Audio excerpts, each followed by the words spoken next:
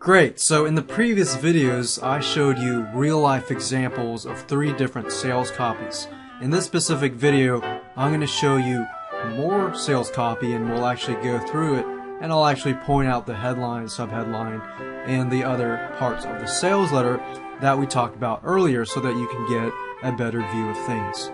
And I'll also talk about other helpful methods for you to begin to write better sales copy.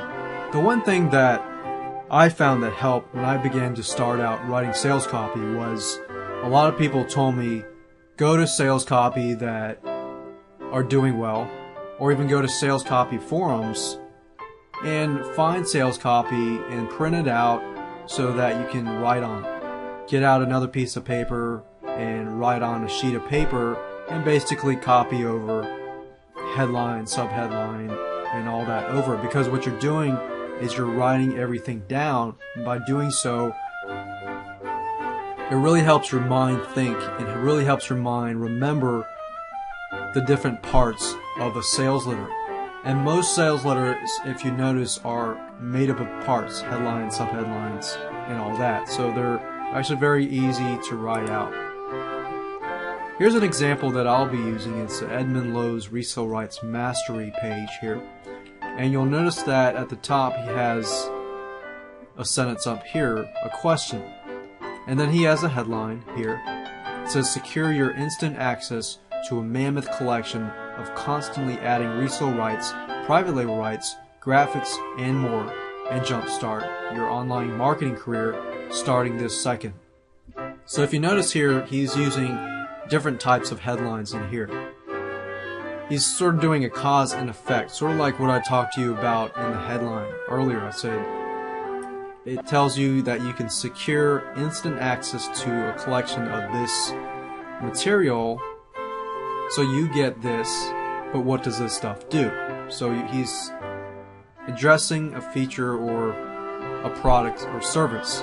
And then here he says, this right here, if you grab this, it'll jumpstart your online marketing career starting this second. So that's sort of like a guarantee right here.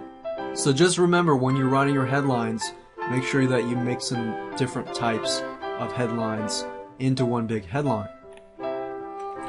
And of course he has his sub-headline here, and he has the addressing the prospect area right here, from the laptop of so-and-so, today's date is, etc., etc. Remember, you can use that JavaScript code so that the system will automatically know what the date is.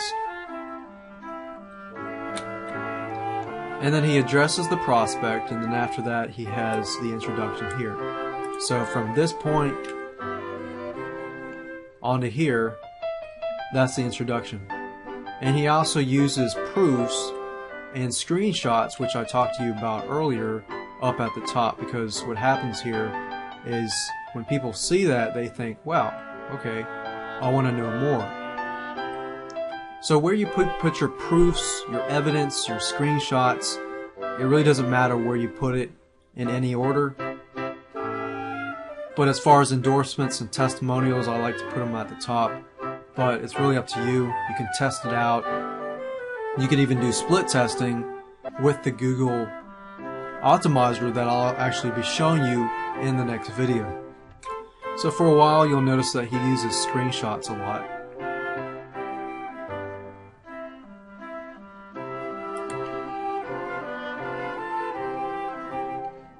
And then way about 1/4 down, you'll notice that he introduces the actual product, which of course is a membership site. And then of course he includes the testimonials here and video endorsements, so you can use the testimonials for the video endorsements. And then he talks about the actual product that he's giving out. Now what he does here is he mixes the benefits and the features together. So for example, he says this is what you get. You get a constantly adding resale rights library, and he talks about the library, and then he talks about the benefits. So the features are up here, and he mixes the benefits down here. And for every component, you'll notice the same trend here. Component 2, for example, the constantly adding collection of private label rights material, and he shows the material that people get. So that's sort of like the features, and then he provides the benefits right underneath that. And you can see the same format throughout the whole sales letter. And then at the end he talks about more benefits, because the more benefits the better. And he goes on to talk about the bonuses here.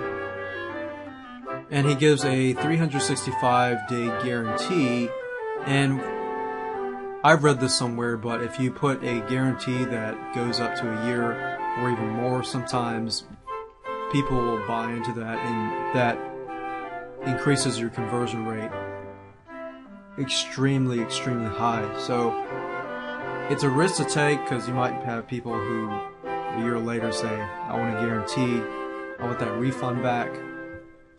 But as far as conversion rates go, you'll definitely increase it much higher than a 60-day guarantee. Because if it's a no-risk type thing like this, they don't have to wait. They can just say, okay, well, I can get it now. There's no risk involved. But you as a seller, you'll have to take that risk. So it's really a trade-off here. And of course you have the call to action, the buy it now section, and the PS section here. So you'll notice that I actually went through all of these, the headline, subheadline, and all this. And this is a great sales letter, and we can check that it actually has all of this material. So make sure that when you write your sales letter, you actually include all of this material that we actually talked about. If you include more, great, but make sure that you include every single one of these to get a better conversion rate. Now, one other thing that I found that helped is if you go to a place called Copywriter's Board. You can find that by going to copywritersboard.com. And it actually belongs to Michael Fortin, which is a very famous copywriter. And I highly recommend these sites, mainly because when you write your sales copy, you can go to people and say, hey, what do you think of this? And a lot of times they'll give you good critiques without you having to go to a copywriter, paying them $1,000 to write your sales copy or edit it. So you can learn a lot from these places, and I'd highly recommend that you look into these places.